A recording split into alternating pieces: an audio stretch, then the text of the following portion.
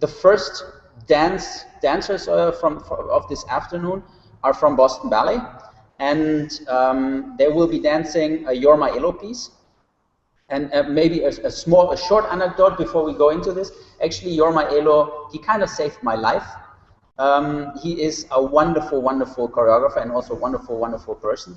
I was actually robbed at gunpoint here in San Francisco, and very early in the morning that was, and I walked almost through the whole city back to the ballet, and the first one that I saw there, still on the street, was Jorma, who then said, okay, look, you need money, and also you need to eat something now.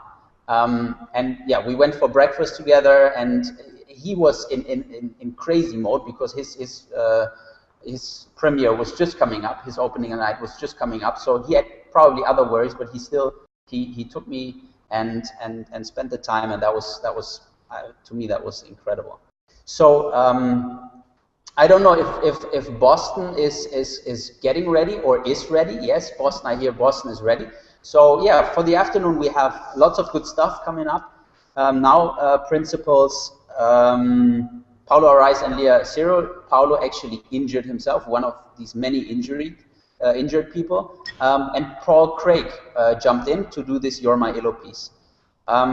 Then we will have lots more coming. National Ballet of Canada, New York City Ballet, ABT, all of that stuff, and I think you will have a great afternoon with us. So yeah, have fun with those amazing dancers, and you can start dancing now. I think we can you hear us? Yeah. Yes. Yeah. Hear them. But I think best would be get ready and show us what you got. Cool. Okay.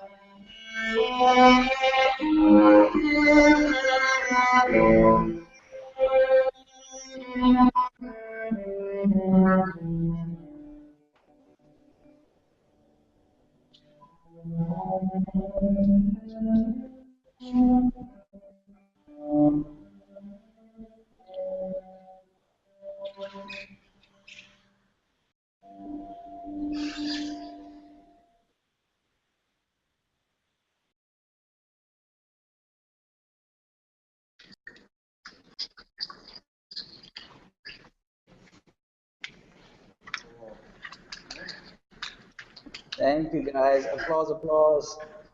That was beautiful. That was very beautiful. High five. Exactly. Exactly. I mean, you're probably out of breath right at this moment, so maybe we start with Paulo because it's three people. And maybe we start with Paulo. Maybe you can tell us a little bit about this choreography. Maybe what it means to you, but also what it means to Jorma, who created it.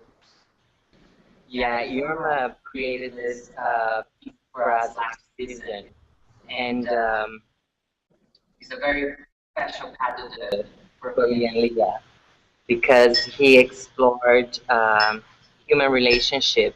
It either is a friendship or romantic relationship, and so we become more humans while we dance, and we can.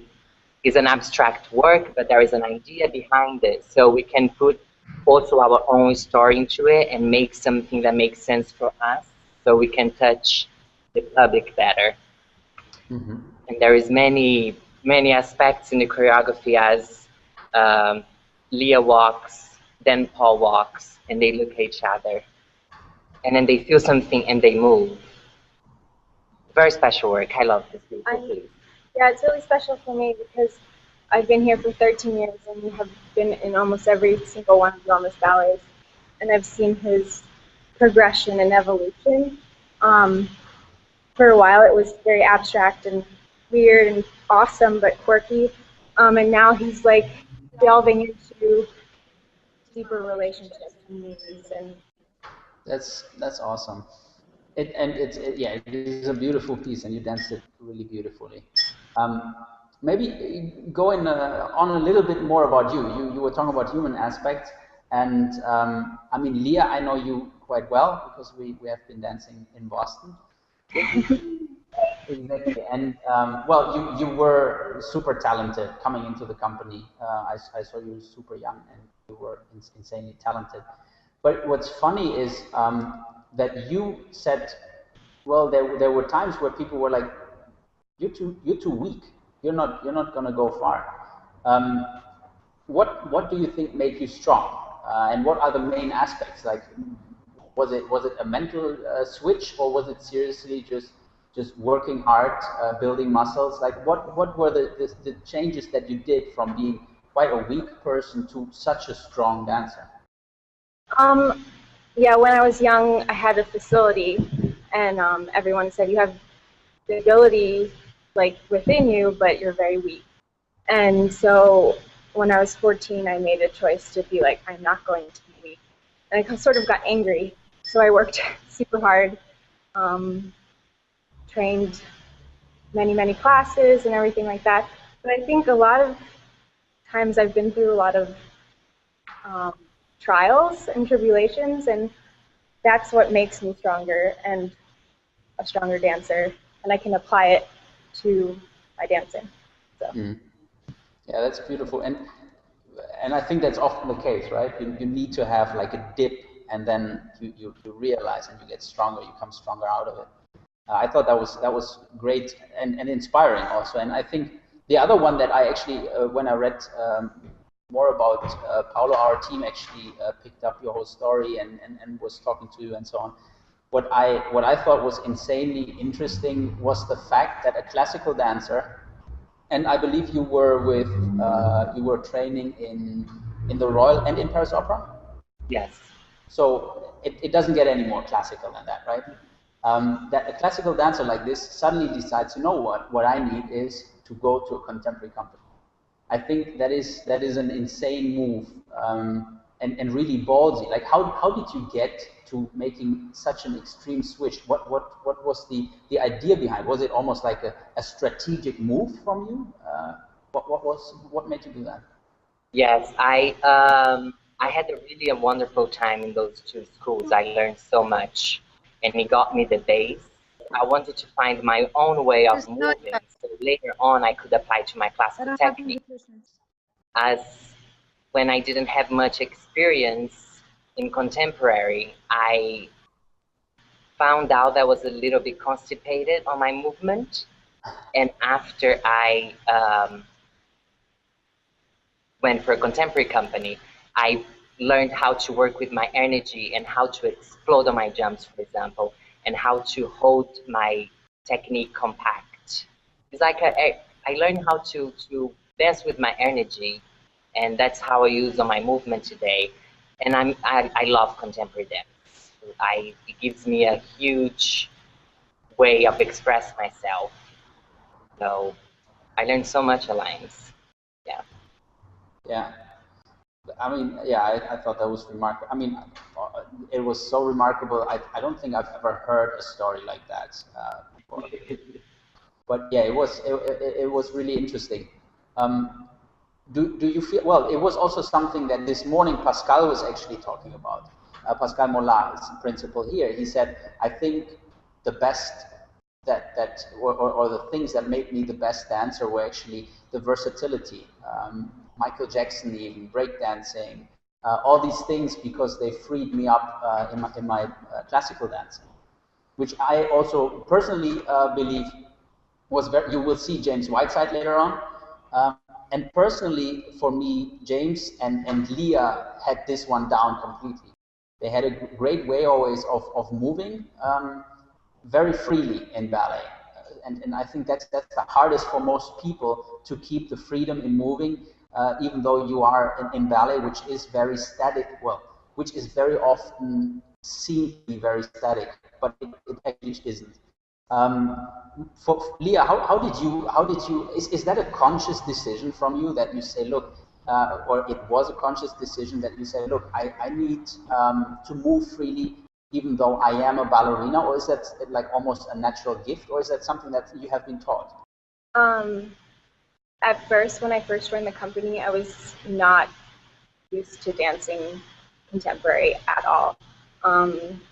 But because Boston Ballet is so versatile in their rep, I knew in order to move up, I needed to work on something like that. So it didn't come naturally. I think I learned from watching and just trying to let go and not be tied down by my technique, but use my technique to move freely.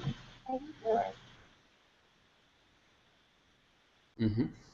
And what I'm just hearing, you guys will have to talk for a very long time because there are technical difficulties in Toronto. Not kidding, but we'll get there soon. I have a question though that actually came from the audience, and it's very simple.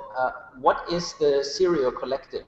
Oh, Cirio Collective is a small company, contemporary company that my brother Jeffrey Cirio, who's a soloist with ABC now, we put together last summer. It was a 2-week company consisting of about 10 dancers. We wanted to create a place where all types of artists could come and just create and collaborate in a safe environment. Paul is actually part of the company, and Paulo might collaborate with us at some point. But we're in the works to start this summer, and we usually perform in Martha's Vineyard in Massachusetts and Provincetown, Massachusetts. So. Very cool. So I think I guess this that's the first part of the answer, and now comes my part. So what is your aim? Because you talked about creativity now. Is that an aim? Like obviously now you're completely focusing on dancing. I'm guessing. But is your aim to create a dance company after your dance career with that? I would like to keep working on Cirio Collective. I'm not sure how big it will get. I kind of think Jeff and I like the smallness of it, but I am going to school for management and things like that, and would love to run a company at some point. I've really enjoyed the business side of raising money and social media, just using everything to our advantage. So that would be really cool. When you say company, you mean a ballet company or any company? A ballet company or any company? Oh, any company. But ballet company would be great too, because I know it. I know sort of how it works. Yeah. So I think that will be the last question, and the technical difficulties that are kind of like hovering around me in the back right now will be resolved. But anyway, I had two last questions, which, well, it's one last question, which, because there are two people coming to, what have been your, you would say, career-defining highlights and lowlights? That's Paulo and Lia. Sorry, can you repeat again? Yeah, your career-defining highlights, what were those, and your career-defining lowlights? So to speak, like you had really a bad time somewhere, but it made you stronger. Like, for example, with Lia, or it taught you a lesson some way to prepare better, or, you know, were there those like two key moments? I think I took a positive thing out of all the companies I've worked with and all the places I've lived. I think the thing that's the hardest for me is that to be a professional dancer and to make a living out of it, I had to leave my family in Brazil. So the distance is a little bit difficult. I would say that's the low.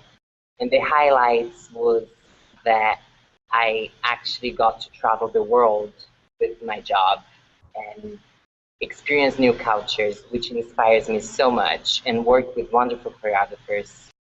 And I would say that even the low parts of my career has built me as a man, as a human being, and I learned with it. So I looked at it in a way that everything's kind of positive, to be honest. Mm-hmm. And Lia?